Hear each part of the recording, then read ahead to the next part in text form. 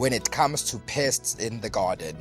Even the most manicured garden needs a helping hand from time to time.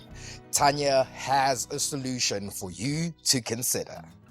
As your garden matures and certain plants get bigger, you'll find that beds might need a bit of thinning out or plants being even moved, possibly.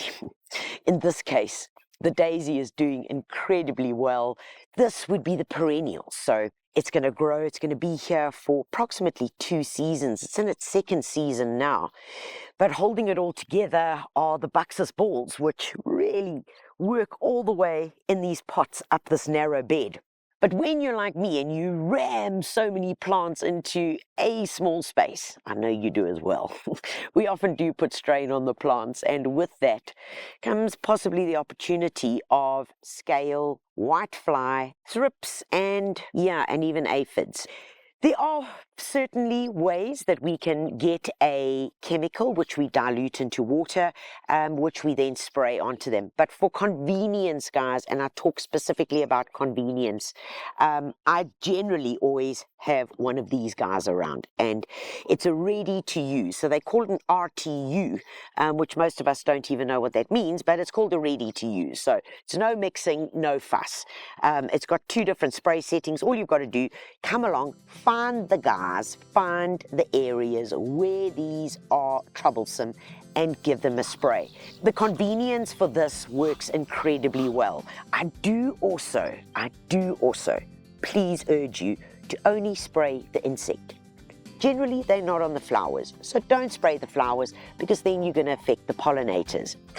So really, very targeted, keep it specific.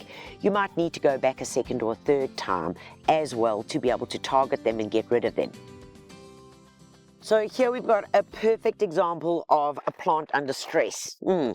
Ornamental kale that are kind of towards the end of their season, but I still love them flowering, like the one at the back here. And it really just gives that added dimension. It's not only about them being these short little compact ornamental cabbages, but full of aphids. And if I wanted to carry on flowering and I want to get the most of it, then I got to get these guys out. So this is where, quick and easy, where the garden gun would really come to play.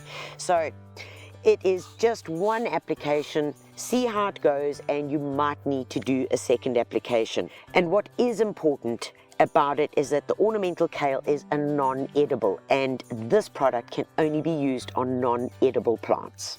I want to show you something else which can also work in terms of insect traps, but of a different kind. To reduce stress amongst these plants that are so packed in the garden bed, and to avoid them from going to certain plants, one tip that I could give you is to plant nasturtiums. Put them in, because nasturtiums are the perfect insect trap for aphids. So how's that work? Well, an aphid is going to come to a nasturtium first before it's going to go to any other shrub or any other plants in your garden beds. And so, which that means is that you can keep them focused, if that makes sense. So the aphids are coming along here, and then when you need to treat, you only need to treat the nasturtium. Of course, it works brilliantly in veggie gardens. Plant a nasturtium on the end of the bed where you might have cabbages or your carrots or your lettuce, where aphids might want to come along and really enjoy a soft, juicy snack. Rather, let them go to this guy, and then you've got them concentrated. Yep, and easier to deal with then, certainly easier to manage.